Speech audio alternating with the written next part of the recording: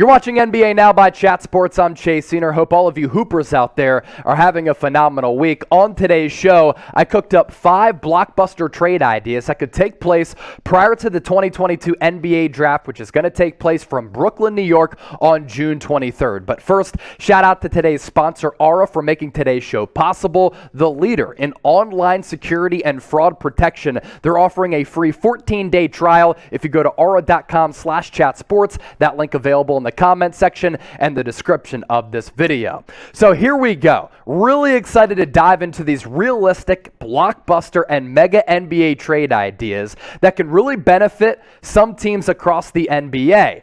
And it'll take place with some really important and sizable player movement if these trades do come to fruition. So trade idea number 1 that I cooked up for you. It's a deal between the Atlanta Hawks and the Indiana Pacers. And we know by now that Atlanta going into this offseason has a lot of polarizing decisions to make on this roster. And after a first-round exit against the Miami Heat, in which the offense looked a little clunky, and outside of Trae Young, who really struggled at times, the bench production was certainly a question mark for Atlanta. They could make some big roster changes this upcoming offseason, and this trade would allow them to do that. Atlanta receives Malcolm Brogdon, a really good point guard when he's able to stay healthy, and in producer Coop, if we could pop that trade back up, that'd be phenomenal. Also going to Atlanta is Buddy Hield to give Trae Young a really elite shooter, a guy who, since he's come into the NBA, has been one of the most efficient shooters from downtown. The Indiana Pacers, on the other hand, get John Collins after he signed that pretty affordable contract last offseason, as well as Kevin Huerter, who really showed up and showed out 2 years ago in the NBA playoffs, especially in that second-round series against the Philadelphia 76ers. The Hawks would be able to get a playmaker and shooter to help out Ice Trae. And Trae Young last year, I think a lot of people slept on him. He had an MVP-level season. If the Hawks were better as a basketball team, he would have gotten more recognition as a bona fide MVP candidate. And for Atlanta, this is the inevitable shakeup that a lot of NBA insiders and executives around the league are predicting. As for Trae Young, he's a superstar player. I just think the roster around him needs to make a little bit more sense, and the fit needs to be a little bit more seamless. 2 years ago in the NBA playoffs, this roster was a lot of fun. Last year, though, they were terribly defensively, and outside of Trae, they did not have consistent offensive performers. But 28 points per game last year,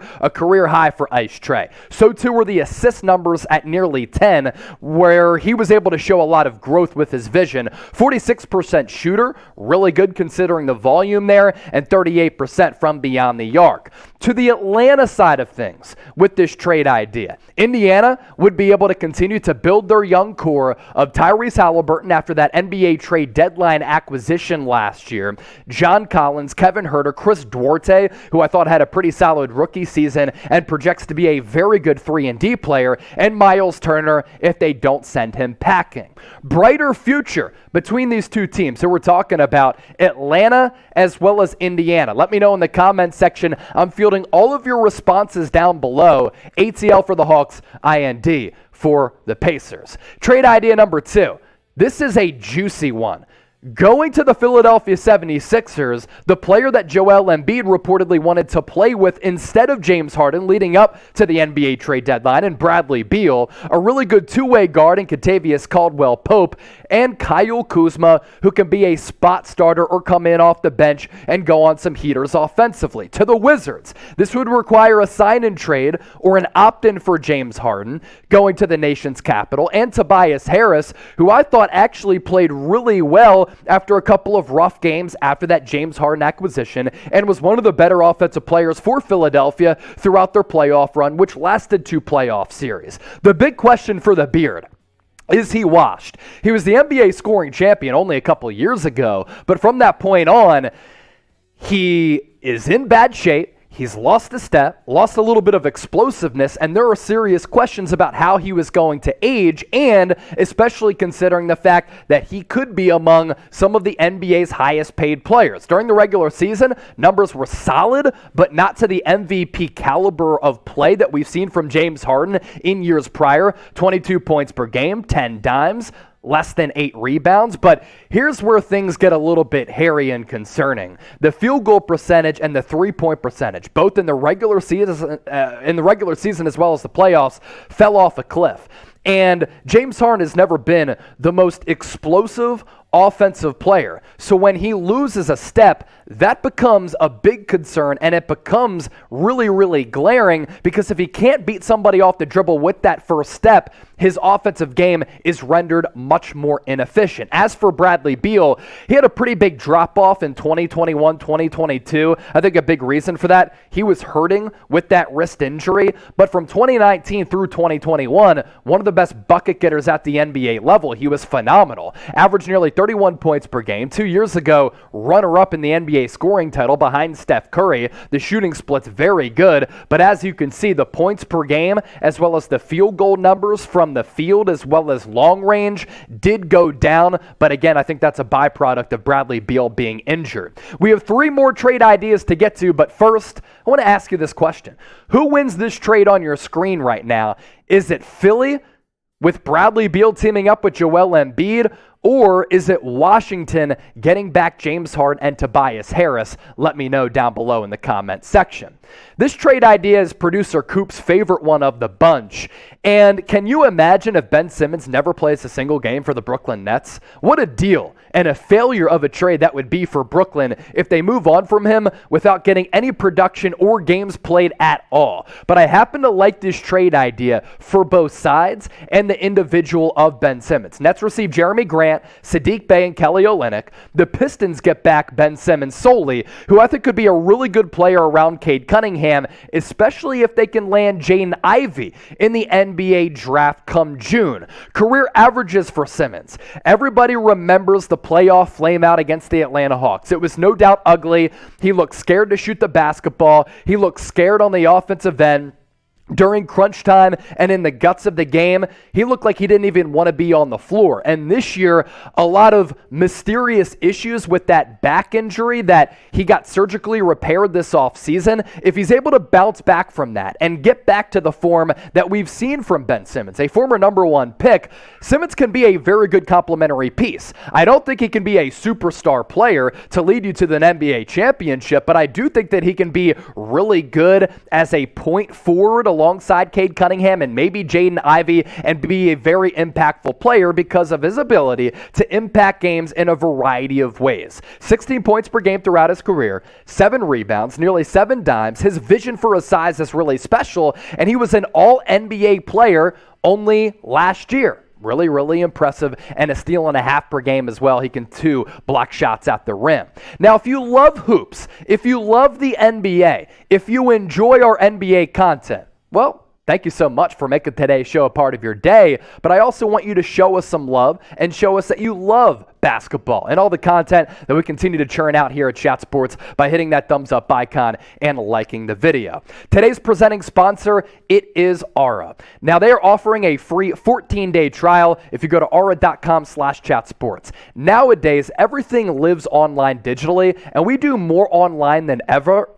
Aura does everything and more to keep you and your family safe. You can get near real-time alerts on suspicious credit card inquiries. And sometimes a lot of us in the past have gotten those alerts from our banks that our credit card has been hacked, or even worse, our identity has been stolen. Millions of people per year do get their identity stolen. Aura does everything and more to keep you from getting all of those headaches. Financial fraud protection, digital online security, they are the best at what they do. And if you go to aura.com/chatsports, you can sign up a free 14-day trial. And by plugging in that link, you can cover up to 5 family members. That link right now available and living in the comment section and the description of this video. 2 more trade ideas to get to. This one between the Charlotte Hornets and the Utah Jazz. Rudy Gobert seems to be disgruntled in Utah, and the Jazz could be en route to blowing it all up. Questions about Quinn Snyder returning. Does Donovan Mitchell even want to play for Utah any longer? Does Gobert want to be the 1B to Donovan Mitchell's 1A? So he could demand a trade, or the Jazz could look to tinker with that roster and send him away. Gobert to the Hornets, and in exchange, Utah receives P.J. Washington, James Bouknight, as well as this man on your screen right now in Gordon Hayward as he returns to Utah. The mysterious piece in this trade is Hayward, who is able to put together a really impressive career coming out of Butler with the Jazz. He signs that big deal with the Boston Celtics, but then suffers that gruesome leg injury. The first game with Boston hasn't really been quite the same player since, but by going back to Utah, could the best be brought out of him? Could his career get rejuvenated and extended to a certain degree? When he's been on the floor, he's been a very productive player. Stats with the Hornets in 93 games played, 17.5 points per game. He's connected on almost 47% of his shots, 40% from three. Injuries have just kept him down. But if he goes back to Utah and he's able to stay healthy, he gives the Jazz a pretty good perimeter and wing player that they've been missing the last couple of years, and he'd be able to go back to Utah, which would be a great story. As for Gobert, him operating a little two-man game with LaMelo Ball would certainly be really exciting. And right now, the Charlotte Hornets, they are bereft of a legitimate big in that front court. Gobert would fulfill that need. Last year in 66 games, 15.5 points. He's a rebounding machine, one of the best defensive players of this generation, north of 2 blocks. Of course, he's not a guy who's going to stretch his offensive game out to the three-point arc, but he's such an efficient player. And as a rim protector, as a guy who can operate that two-man game, throw down some alley-oops from LaMelo Ball, and take some of those creative passes because of the special vision of LaMelo, he would be an intriguing player alongside one of the best young and ascending players in the association. Who wins this trade? I want to hear from you. Sound off right now. And if you want to rip me for any of these trade ideas, feel free to do that as well. CHA for Charlotte, UTA for the Jazz. Let me know once more. Last trade idea. It is Dallas's utmost priority to make Luka Doncic happy and surround him with the roster that allows that team to consistently make deep runs in the NBA playoffs. Now, this year, they were able to make it past the first round for the first time since winning an NBA championship over the Miami Heat all the way back in 2011. Now they have to continue to build on that momentum. And I think this trade would allow them to do that and certainly fill some voids on that roster right now. They don't have rim protection at all. And they didn't have it with Kristaps Porzingis because he's more of an offensive player. They need to get better defensively when guards and wings are able to get past that first level of the defense and get into the trenches. Clint Capella, Danilo Gallinari. Capella can provide you rim protection. Gallinari can give you a shooter who's more consistent than a Davis Bertans. The Hawks received Tim Hardaway Jr. after signing that big deal in NBA free agency last year. But I think you need to get a little bit better defensively, and Hardaway doesn't give you a lot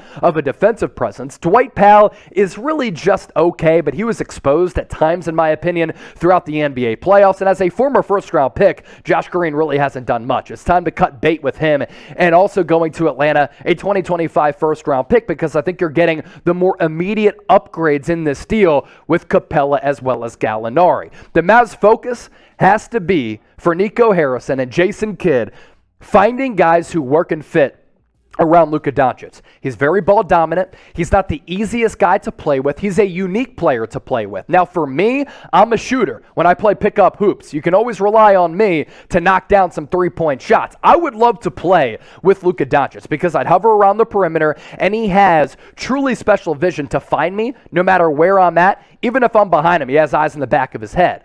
But with other ball-dominant players, it really wouldn't work out with Luka Doncic. The thing is, lob threat for Capella, a catch-and-shoot guy in Gallinari. That's why this trade idea makes sense in my opinion. If you're subscribed to us here at Chat Sports, as we give you multiple videos per day, covering all of the latest NBA news and rumors, everything going down with the NFL, college football, and more, I want you to show me that you're a real one by typing gang in the comment section. We'll go back and we'll certainly show you some love.